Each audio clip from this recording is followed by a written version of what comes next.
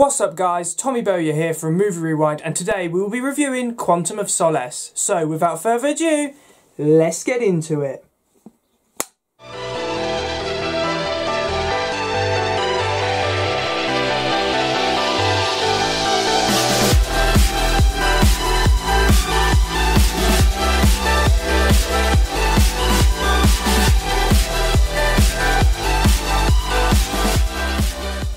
So Quantum of Solace was released in 2008, it was directed by Marc Forster, and it is the second James Bond film to star Daniel Craig, and in my personal opinion, it is the weakest of Daniel Craig's Bond films so far. Today we'll be looking at certain aspects of this film to see what works and what doesn't, so let's get on with it now. So in terms of character development, James Bond is fueled by revenge in this film over those responsible for Vesper's death, and I found that a really interesting dynamic, although I would have loved to see it developed a bit more in this film. It's kind of forgotten halfway through the film and really only brought up at the end, so I felt that a bit disappointing. I think they could have done a lot more with this vengeance idea.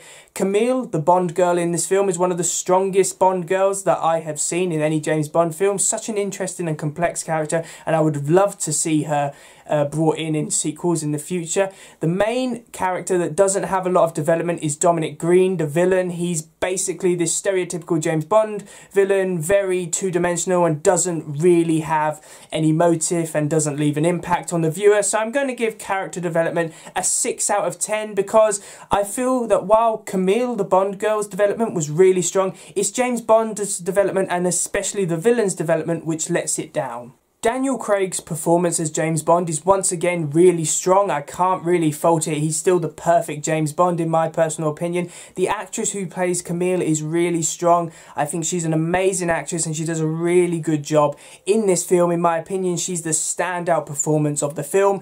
The actor who portrays Dominic Green, the villain, does all right with the material he's got. However, it's just unfortunate that the material he's got is not very good. And one thing that I want to mention, which I didn't mention in my Casino Royale movie review, was that the relationship between Daniel Craig and Judi Dench, who portrays M, is such a great relationship. They really do have a natural chemistry on screen, and it's kind of like that mother and son relationship, and I found that really interesting and done really well. So I'm going to give the performances a 7 out of 10 because they are pretty good. However, I just think if the actors had better material to work with, then their performances could have been enhanced. The effects used are just as strong as those used in Casino Royale. A lot of the practical stunt work is done really well, and Daniel Craig does his own stunts, so I respect him a lot for that.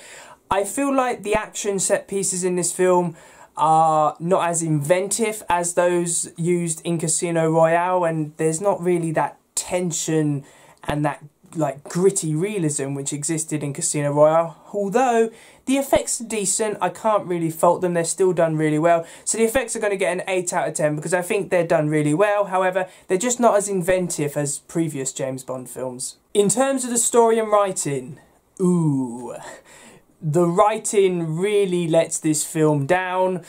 It's very basic James Bond storytelling and it drags through the second act. Not a lot really happens. The finale of this film, in my opinion, is really weak. It's not very exciting. There's not a lot of tension there, and you know James Bond is going to survive. You don't doubt once that he is actually going to die in this film.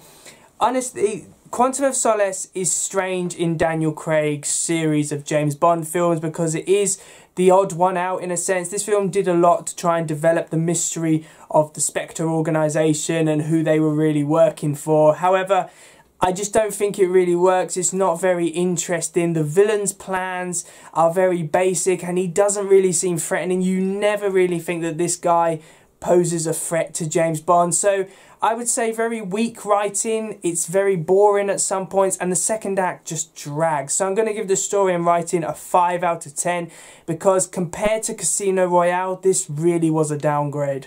So for this film's special recognition, I'm just going to talk about how this film really does feel like the odd one out in terms of Daniel Craig's James Bond films. If Casino Royale is the origin story, so by the end of the film, James Bond is fully developed, you recognise him and you understand why he is who he is. And Skyfall and Spectre really go hand in hand. You can't watch one without having seen the other, so they go hand in hand. However, Quantum of Solace, no one really talks about because it's a very forgettable film. I personally don't understand why, when they released Casino Royale in 2006, they then just waited until Skyfall was released in 2012, you know, the big 50th anniversary James Bond film. However, we have Quantum of Solace in between, and no one really discusses it because it's just a very forgettable film. I feel like the studios thought that there had to be a James Bond film in between, and that 6 years was too long a wait to wait for a James Bond film.